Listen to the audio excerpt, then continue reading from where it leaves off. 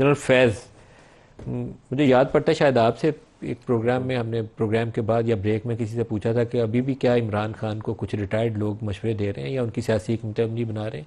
आप ही से शायद बात हुई। बिल्कुल, मेरे से आप ही से बात हुई थी। बिल्कुल। तो आपका जवाब जो था उस वक्त अपनी ज़बानी बता दें, क्योंकि उस वक्त जो आपने जवाब दिया था मैं ऑन एयर बता नहीं था सकता, बैकग्राउंड इन्फॉर्मेशन थी। अब तो ऑफिशियल कार्रवाई है।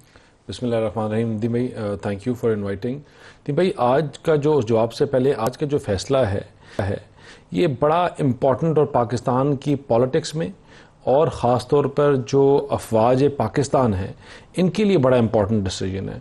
और ये इसलिए जो इनका अपना अमल ऑफ अकाउंटेबिलिटी है वो आपको नज़र आता है कि कितना स्ट्रॉन्ग है कि हाईएस्ट रैंक्स में भी वो लोग अगर किसी चीज़ में इन्वॉल्व रहे हों तो उनकी अकाउंटेबिलिटी है।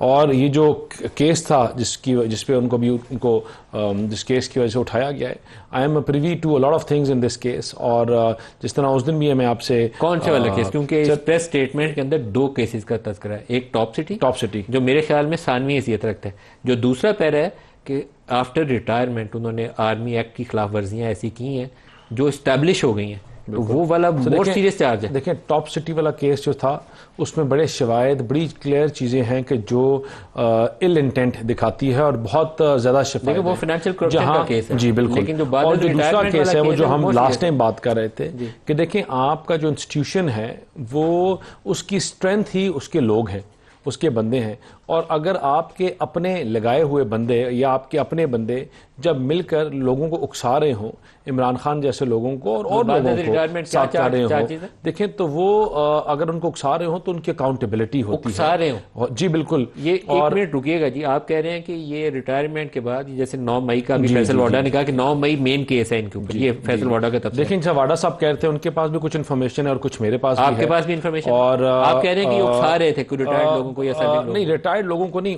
इनके बहुत ज्यादा स्टेक्स थे, बहुत ज्यादा, शायद इससे भी ज्यादा। ये तो शायद हम कम कह रहे हैं कि आपको आने वाले दिनों में नजर आएगा कि जो इनकी सेल्फ अकाउंटेबिलिटी है वो कितनी डिटेल्ड है। आपको नजर आएगा कि आर्मी नहीं, जो आर्मी चीफ की जो विजन है वो कितना क्लियर है, और उनका इदारा हो या कोई और हो, फौज को तो मैं इस पे शाबाशी दे रहा हूं, जो उनका इदारा हो या कोई और हो, उसकी अकाउंटेबिलिटी सबसे पहले। सही। अब उकसा किसको रहे थे? देखें, उकसाना जो है उसकी जो बेहतर डिटेल्स हैं आपके सामने आएंगी, लेकिन उनकी जो इन्वॉल्वमेंट है वो बहुत चीजों में नजर आई। 9 मई बहुत 9 मई का भी मैं कह नहीं सकता, लेकिन आपको नजर आएंगी, आपके सामने आएंगी, because I can not cross the line before.